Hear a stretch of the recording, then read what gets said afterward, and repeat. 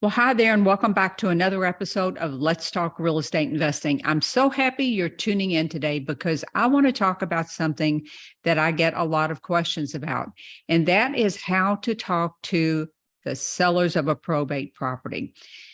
Investors often avoid the whole probate niche because they don't feel like they know how to talk to these sellers. And I want to put that fear to rest today by giving you 5 tips to make this a painless conversation. Number one is just to remember that these are regular people just like you and me. They've suffered a loss and they are tasked with taking care of the business of settling the estate. Imagine this. They have their life, they have their jobs, they have their careers, whatever that looks like. And maybe they have children and they have all of the other things that are going on in their regular life. They have a lot of responsibilities. Then on top of that, suddenly dropped on their plate is the business of settling this estate. Understand that these sellers just want to be done with this. They just want to move on with their life. And while this is a sad time for them, we can help them with the property that's in the estate. And they are so grateful because they don't understand the process. They need help navigating the process themselves.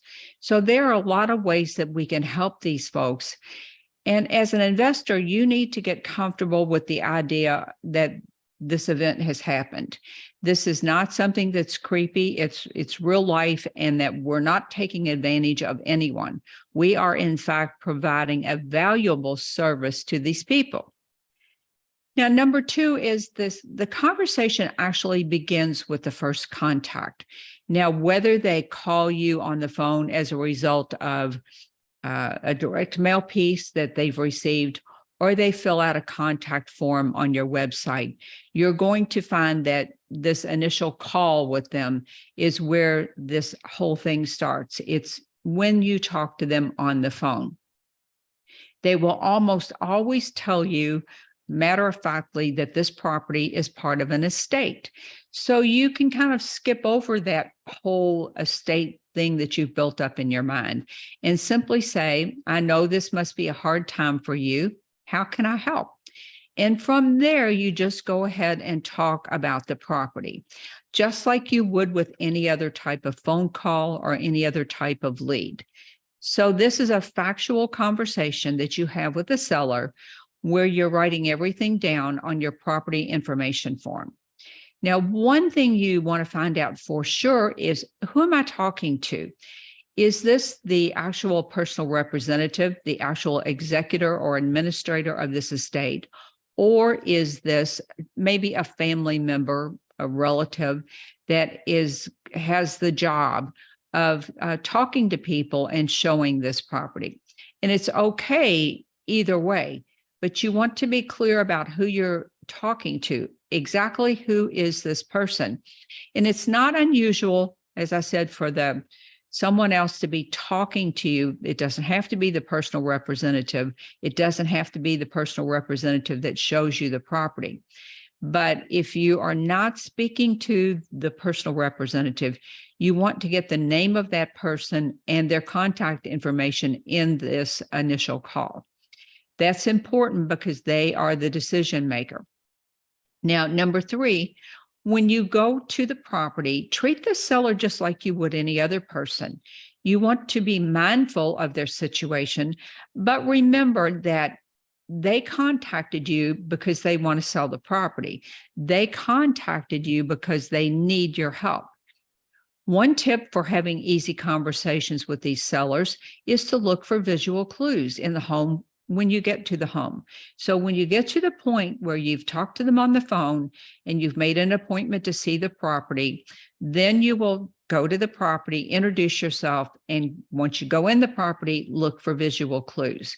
Now, here are a couple of examples. If you know that the person's dad passed away, for instance, and you see golf clubs sitting in the corner, you might want to say, oh, was your dad the golfer? It could be the same for any other sports equipment that you see sitting around.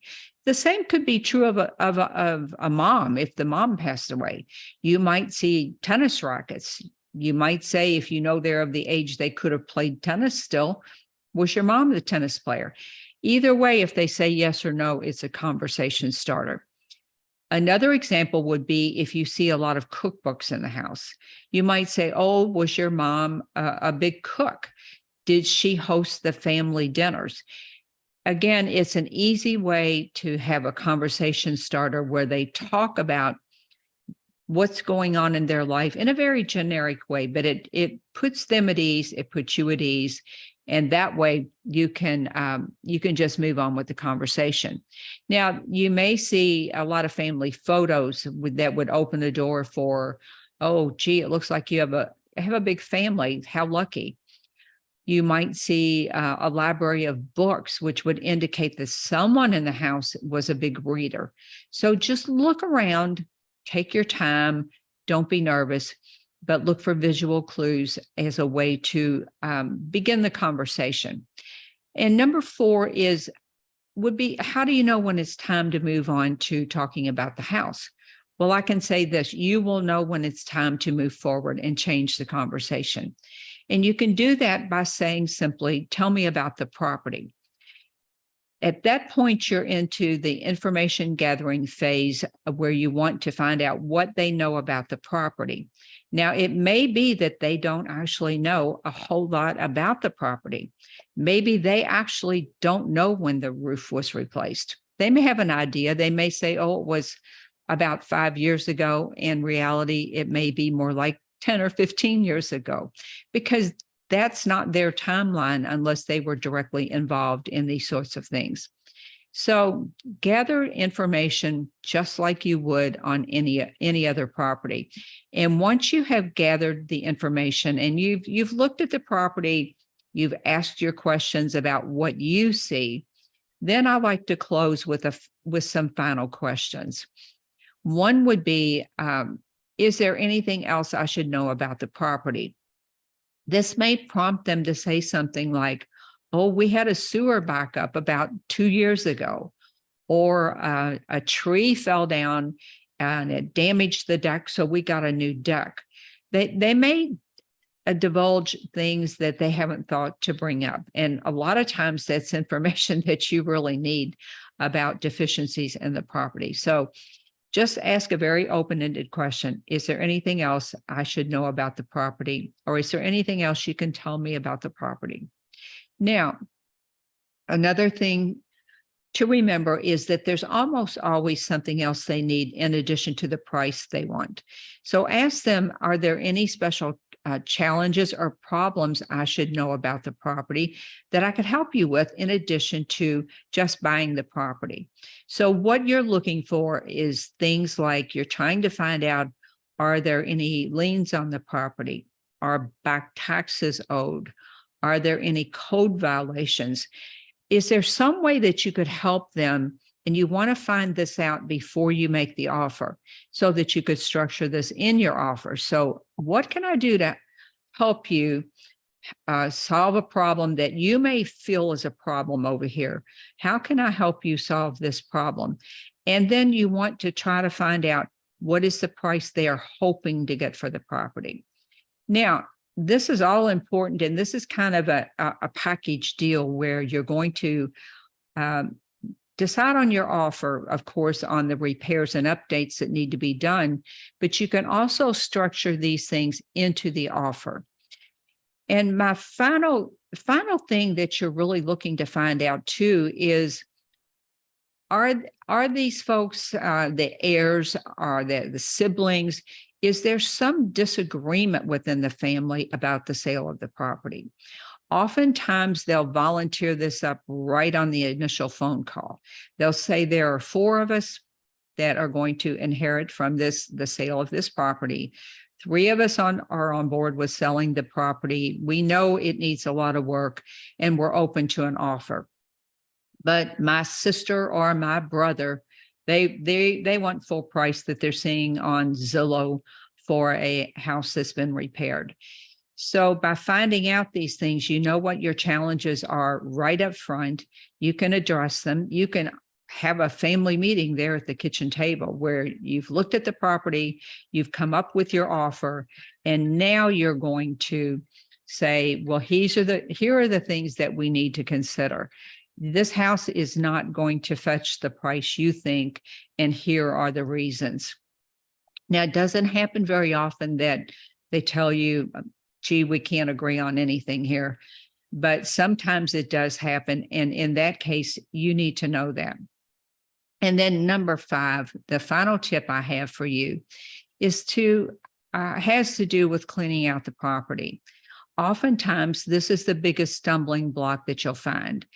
So let them know that they can take everything they want out of the property and they can leave the rest, and you'll take care of removing those things. This is very often the most dreaded part of the process for them.